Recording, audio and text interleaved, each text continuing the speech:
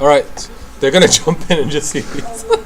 All right, so now that we've got that part, to add more channels, there is here, click, and there is the ones that we can use in Unity are the emissive channel, and I'll talk about the opacity in a second.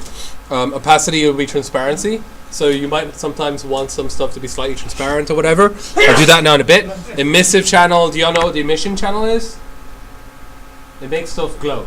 Anywhere that I draw it, it will glow.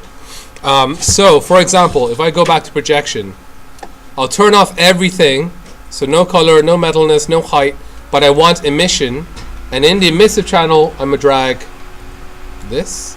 So I am creating a glowy Liam. I'm not doing any other channels except for emission.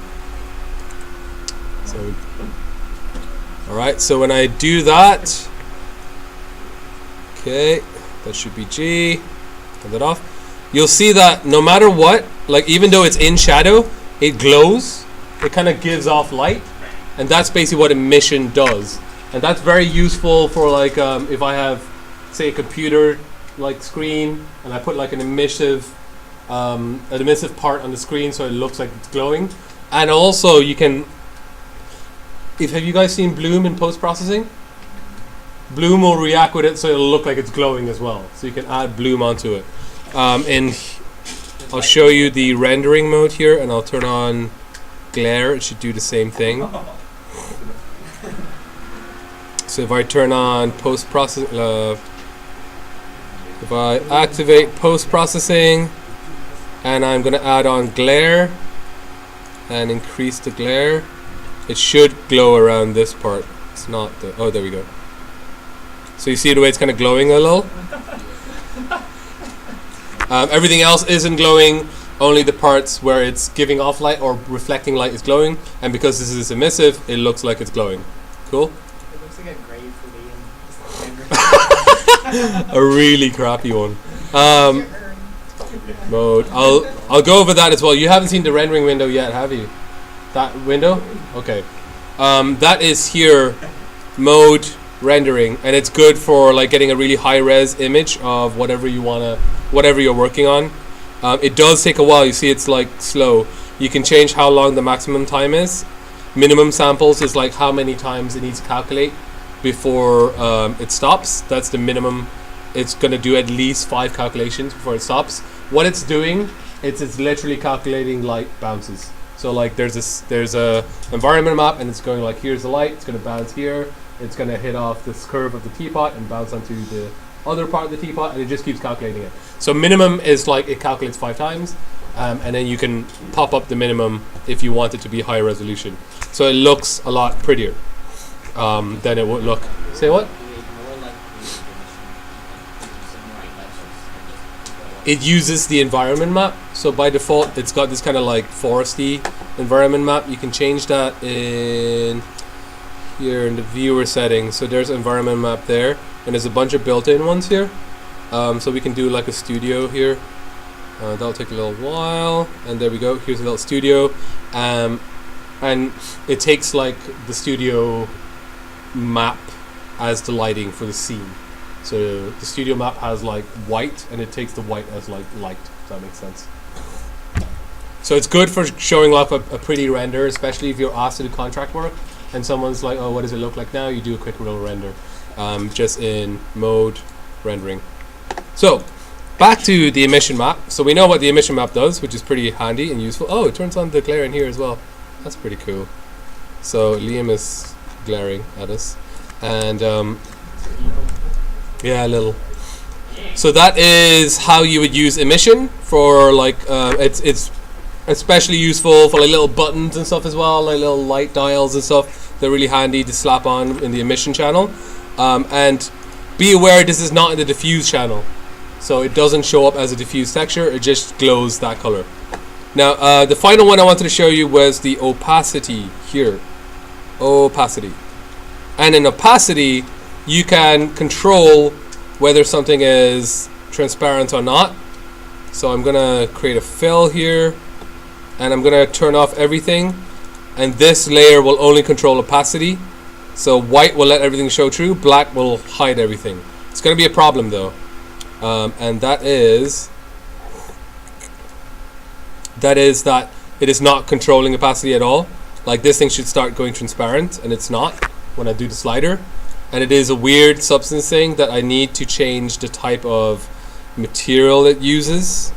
And that is, I never remember where that is. That is shader parameters, I think. Is it in the texture set settings? I can never remember this. To Google. Oh, here. So where it's using shader PBR metal rough, that's the basic material, but there is one here, PBR metal rough with alpha blending. And that's the one that Unity uses. It has alpha blending, so wherever is erased off will be transparent. So let's use that one. And now when I slap down the opacity, you see that it does change the opacity of the kind of like teapot. So if I make this completely transparent and add a black mass onto it, I can then paint white where I want opacity to show through. So what? It's not too bad. Yeah, you can see inside the teapot. All right. So it's say what? Oh yeah. Now, when I do go to bring this in Unity, I won't see anything here though. I won't see the inside, because you remember the inside of the teapot is the back side of the polygon, and in Unity it doesn't render the back of polygons. So it would just be pure black in Unity, or see-through, completely see-through. I'm gonna leave his little top row to you. Oh my god. It's pretty good. It's pretty good. Okay, so that is how you would use the opacity channel, and in Unity these will all work. So it will automatically have the opacity on it. Let me just try and make that a little bit transparent. See that?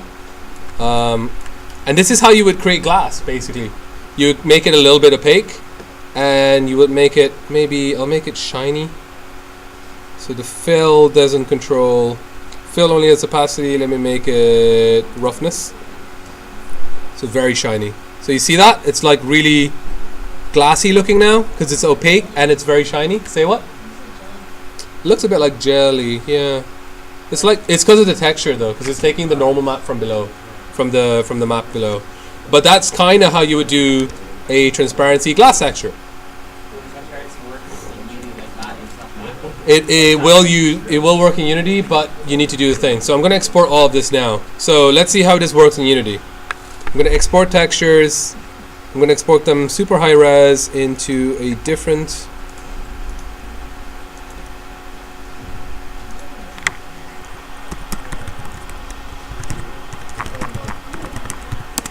Okay, select the folder. It's going to export albedo and transparency. They're both in the same map. Unity is a bit confusing, and that's really bad for you guys. But basically, Unity is really good at being optimized. So the albedo, which is the color, and the transparency are both in one map. So it's a color, and then it erases off a bit of it to show transparency. And metallicity and smoothness is all in one map as well. Black and white will control how metal or how not metal something is. The smoothness is controlled by transparency. So when you erase off a lot more, it becomes smoother. If you have it not erased, it's a lot less smooth. But it is very confusing for you guys because they basically use each map. Well, this one map is used for two different things. In every other 3D program, it would be a separate albedo and a separate transparency map. But to save texture size, Unity uses, one for both. Does that make sense? So that's fine. We will export.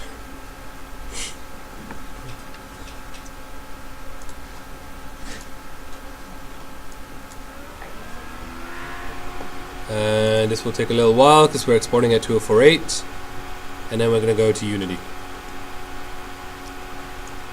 Come on, Betty. Yay. Okay, so that's finished. I can close Substance, save, and I'll go to Unity.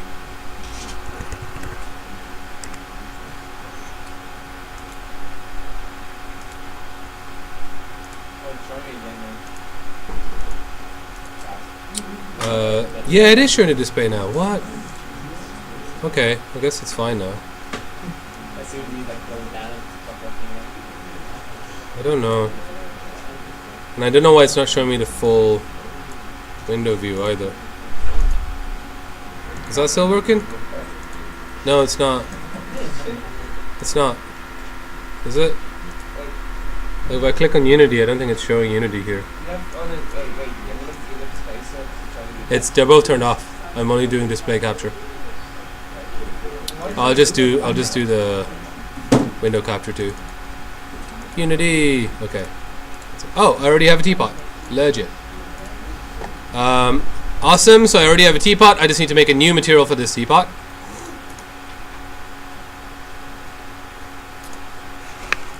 Teapot 2. Create material.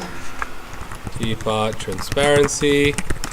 And let's just import all those textures in. Boom. Into here.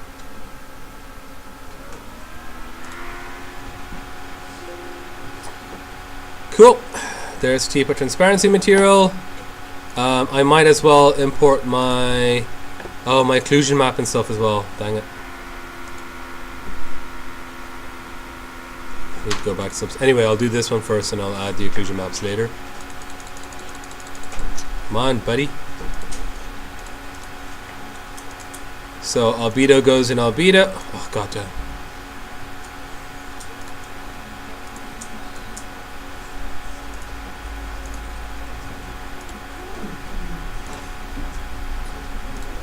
Albedo goes to albedo. Awesome. Metallicity goes to metallicity. Change the smoothness myself. This one, I don't remember what's this one. Emission, okay. So you see wherever it's black, it doesn't glow anything. But if I need to turn on emission here and dump that into emission, and that should glow. It's on the other side. There we go. That glowy off and on. So you see it doesn't go to the diffuse at all. It's only when the emission is turned on that it shows. And then final is the normal map. Fix now. This is a normal map. But we see that my transparency is not working. I can still... It's not, yeah, I can't see through it, and I can't see through this one, and that's because I need to change the shader rendering mode from opaque to fade. There we go. Now it's transparent there, and I can see through Liam's. Oh god. Oh god. Alright. Wait, why can you see through the left edge? This here. Oh yeah, why can't I see through that? Why can you see it? Yeah, what's going on? Cutout. Cutout works better, but it's a hard cutout. Transparent? Oh no. Yeah, I think it does. Yeah. But I don't know why it shouldn't do that. Anyway, that's kind of how you would do it. Let me go grab the occlusion map as well. Move back to opaque. The occlusion map is in my texture set settings. And I need to export it then. Textures. And I can export this texture. It was just literally right click, export resource. And substance texturing, teapot substance. Occlusion. Oh god. Yeah, whatever. Here. Cool, that should now be there. There's my ambient occlusion, dump into Unity. And that will go in the occlusion map. So if I go here, do you see that? It kind of made a small difference. Like in those little edge areas here, there's a bit of shadow. Can you guys see on screen? Yeah? And if it doesn't do what you want, you can always edit in Photoshop. So if I show an Explorer and just open that in Photoshop, I can make it more intense.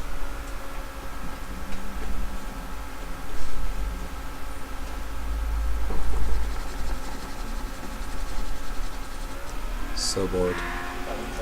That will not show on OBS. Window capture 3. It's displaying a capture. Yeah, it's just everything else that was on it. so annoying. Okay, cool. There we go.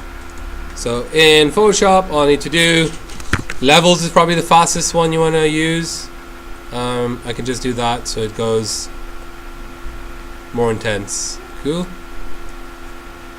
I don't know why a blue shift is happening.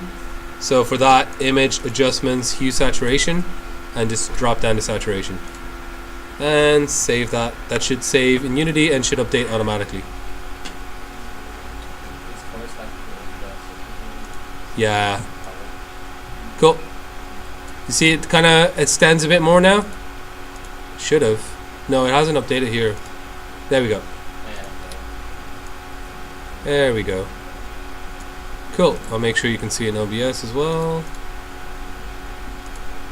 Cool.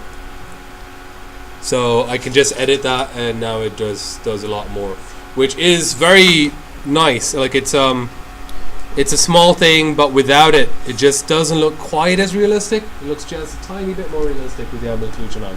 So it's all about layering all those maps to get the most realistic thing you can. Cool. All right, it is 12:30. I would like you guys to try out the other map.